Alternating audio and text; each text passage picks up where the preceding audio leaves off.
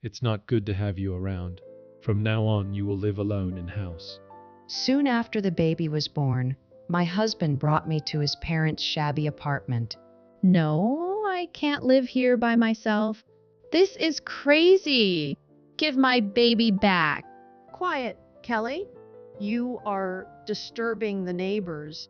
My mother-in-law, standing beside my husband, ignored my pleas with a stern expression. And I was at my wit's end, helpless, anything about it. And to make matters worse, my mother-in-law behaved in the most unthinkable way. She began leaving food scraps in that shabby apartment every day. With nowhere to throw it away, the garbage piled up. Then I opened one of them and found I couldn't believe. I'm Kelly, a 33 years old housewife. My husband Walter and I have been 3 years.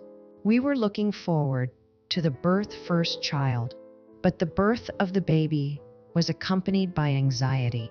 The reason was Walter's extravagant and temperamental nature and my relationship with my mother. My father-in-law has already passed away. We live with my mother-in-law. But my mother-in-law and I don't get along, and she's always sarcastic. What?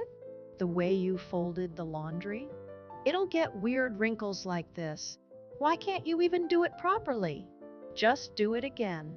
But the other day, you told me to like this. What? You're blaming me? Then my mother-in-law knocked the laundry basket over, spilling its contents onto the floor. She is very thorough and picky in her housework, and she changes what she says almost every time. Then she complains about it as if it's my fault. Kelly, why are you such a bad learner? And when my husband overhears me talking to my mother-in-law, he gets in a bad mood. What the hell is wrong with you? Put in my shoes, coming home from work, having to listen to this all the time. He would hit things and yell at me. Walter is cold towards me, but for reason he is very obsessed with me. I have a cell phone, but the only credit cards I have are with Walter and my in-laws. My internet browsing is constantly, and of course, he's using GPS to track his location. But after we got married, I started about divorce because his jealousy worse. One day, I went shopping and called office from a payphone. I explained the situation to the lady at the front desk. She somehow managed to get the laundry room working again. Fortunately, I had some savings before marriage, and the lawyer was sympathetic to my situation. Let's make sure the divorce goes through. As for the remuneration, you can pay installments once you have a stable situation. The lawyer kindly said to me, I thought that the divorce was proceeding smoothly. Then one day, I noticed that I had not been feeling well for several days. I rushed to the hospital and found was pregnant. I had been taking pills to avoid getting pregnant before we got married, but my husband hid them from me once. I must have gotten pregnant then. I was torn between joy and anger at him. My parents had already passed away, no home to go back to. In addition, my morning sickness was severe, that I was unable to take any for divorce. Walter seemed convinced that having would keep me from running away. Or maybe he's just really happy to be a dad, and he's softened his attitude. We'll have to remodel this house. If it's a boy, he should be athletic. If it's a girl, we'll have to raise a good wife and a wise mother. My husband says these things and develops selfish theories about education. I thought to myself, I'll divorce her when the baby is born. I gave a vague answer and left it at that. My mother-in-law was as mean as ever to me, but there was a slight change in her attitude. If something happens to you, they'll misunderstand that I did something to you. So, Kelly, stop worrying and concentrate on the baby. Kelly, honestly, I want you to leave, but Ayan'll take care of you until the born. Somehow, I was able to rest because didn't force me to do the housework before. My morning sickness was pretty bad. What the hell, Kelly? You're such a pain in the ass. My mother-in-law kept complaining that she made meals for me, but in the end, I almost became malnourished and had to spend some time in the hospital before the baby was born. And I gave birth to a healthy baby. I was about to contact a lawyer to divorce from Walter when I noticed bank book was missing. Moreover, my diary, which I had in hand over to the lawyer, was also missing. It was a record of harassment by my mother-in-law. I heard Walter's voice behind me. Is this what you're looking for? I turned around to see Walter stand, grinning and holding the diary I had away. What on earth were you writing in it, locking it? Give it back. What the hell were you doing in my back, Kelly? I'm preparing for a divorce. I can't live with people like you are. Someone who breaks things and yells to subdue me. Divorce me, please. It wasn't exactly what I had planned, but I made up my mind to ask him for a date. Divorce? Yeah, I can do that, but leave the kid. With that, Walter took me by the hand and walked out. He brought me to his shabby apartment, which was also his parents-in-law's house. From now on, you will live alone in-house. As long as you live here, you 11 let your kid once a week. But if you leave, you 11 never see. No, this is crazy. Then my mother-in-law came out from him and said to me, "My mother-in-law is holding my son. I'm looking at my son's face. I'm trying to think. I have to get out of this situation." I thought desperately, but no answer me. In the meantime, I was stuck in that apartment. Walter had found out while I was in the hospital that I was planning to get a divorce. He had taken my baby hostage. I now had no choice but to live in this shabby apartment. A few days later, something strange happened. I detected a strange smell wafting through the air. I looked for the source of the smell and found that there was a garbage dump in front of the apartment. I couldn't believe my eyes, but I soon realized that it was my mother-in-law. I looked up and saw my mother-in-law standing in front of the door, holding my son in her arms. Oh, Kelly, you just woke up. Just because we're taking care of you doesn't mean you're not responsible. Well, that's all right. Can you leave them at your place until garbage day? Huh? What on earth does this person? I tried my best to wrap my head around my mother-in-law's nonsensical behavior. Firstly, I had to get the child in touch with a lawyer. That's what I thought, and somehow to find an opportunity to do so. A few days passed in the meantime.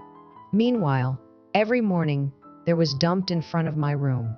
"What did you do to deserve this?" Was getting angry. As I was about to carry the garbage, I noticed that the bag was transparent, whereas it was usually black. And when I looked in the bag, there were 4 envelopes inside. It was labeled "To Kelly." I immediately took out the envelope and looked inside. 100 bills and a letter from my mother-in-law. The letter said something I had never expected. I am so sorry for everything I have. I knew my son had issues. I wanted you to escape, so I was hard on you. I'm really sorry that I behaved like that because Walter's surveillance was way too strict. I'm also sorry that I could only give this much money under Walter's watch. I received a call from your lawyer. I couldn't tell him the details, but he would visit us tomorrow at noon. So please take the baby and run away. Leave the rest to me. I'm so sorry, Kelly. Hope you understand. The letter from my mother-in-law was written in blurred letters, as if she had been crying while writing it. I realized for the first time that my mother-in-law was also my husband's. I found envelopes in the other bags containing cash. I realized that my mother-in-law was trying to take care of me all this time. I learned that she was being kind enough to let me see my baby Walter's watch. Because of Walter's personality, even though Eve was his mother-in-law, he probably looked upon her as more of a friend than a mother-in-law.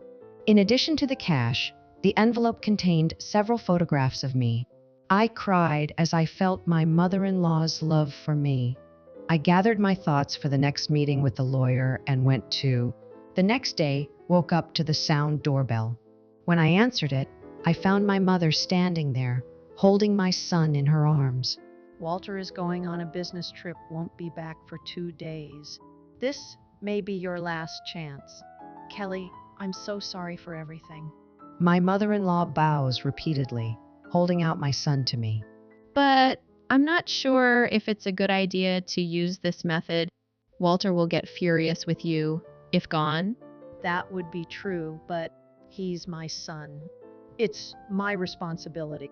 Besides, I can't even work at my age. I am too stupid to make a living without Walter's help. No, that's just. I decided to invite my mother-in-law to listen to her carefully. She told me that her husband and Wapo had washed her over the years. You can't do anything. As they imprint these words, she speaks of her life only for the two of them. Because of this, she has lived in freedom for a long time. She was not even allowed to watch the husband was alive. After he passed away, she realized what was wrong with her life while watching TV. But she couldn't even get out of it own. Then I came along as her daughter. My mother-in-law was trying to get by, hitting me coldly so that I would follow in her footsteps. She told me this in tears. Let's run away together. So that Walter won't ruin the rest life, okay? My mother-in-law responds to my persistence with confusion. No, I don't want to cut in your way, Kelly.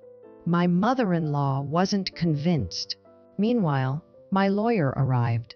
I told him the whole story. The lawyer had a rather grim expression on his face.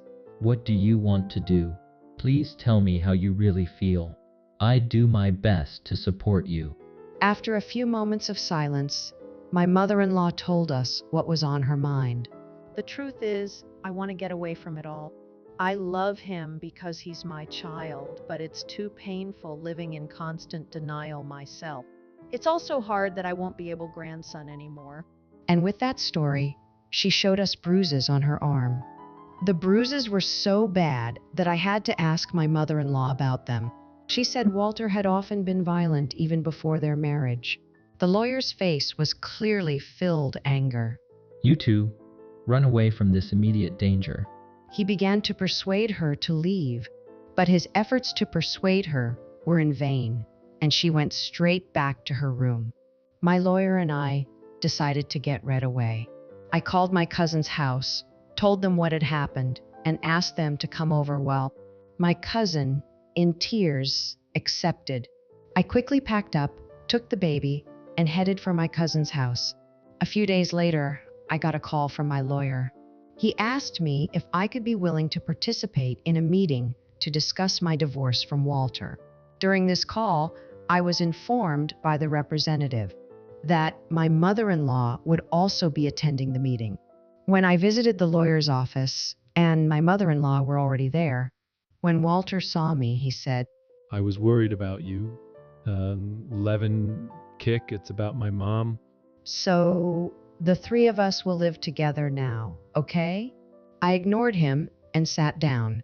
Our lawyer started talking about divorce, alimony, and child support. Meanwhile, Walter was screaming it back. Walter, the lawyer is speaking now. It's important. Can't you even list? When I replied, Walter's face turned as if he was about to go berserk, but he seemed to be holding back in the lawyer.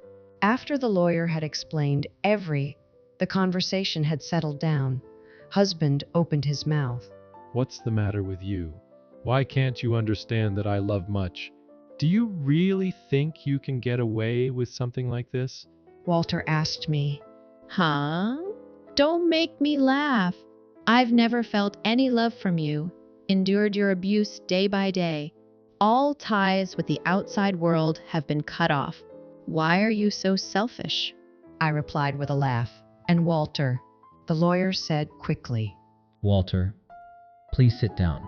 My husband sat back down in his chair and opened his mouth to my mother-in-law. Kelly is leaving because of you. How about you say something? What do you think you're doing, giving me orders and ruining my happiness? My mother-in-law replied. I'm just trying to save his life and happiness. Saying that, my mother-in-law held a recorder. It was a recording of Walter's sarcasm and horrible words toward me. My mother-in-law has been preparing for this day since before I was even pregnant. With this much evidence, even if we court, the divorce will be final. Do you agree to the divorce here? Or do you want a divorce after it, G-Court and the company and others for about it? Which would you prefer? The lawyer combined all my evidence, confronted Walter about the divorce. Then Walter said, as if he had given idea. Okay. I'm divorcing you. Nodding his head, he agreed to the. I will never see you again. As I said that, my mother-in-law opened her mouth as if to put an end to it. I've been putting up with this for time, but I'm glad it's over. Walter, I'm leaving you. I'm gonna live on my own. As she said, holding out a piece of. Don't get involved with me anymore. Otherwise, Ion'll take this and file report. The paper was a medical certificate, mother-in-law's injuries inflicted, and then the lawyer tells him exactly what to do. Your mother is fully prepared to file a lawsuit. Then Walter started to cry. Mom, why did you betray me too? At the sound of Walter's grief, my mother-in-law's face contorted with pain. Betray you? Isn't it a betrayal to violate a FAR member? How can you cry without understanding what you've done? We have been living in hell for, I said to him too, and stared at my. After a while, my mother-in-law sold our family house. She moved to the countryside, relying on her relatives. Since her husband had left her a sub-inheritance, she was going to spend of her life in comfort. As for me, after my divorce from Wa was finalized, I found a job far away from here. Now, with the help of others, I'm new life with my son. I almost ruined my life with this man. There's no need to get used to the suffering. I want my son to be a gentle person with compassion and kindness for those around him.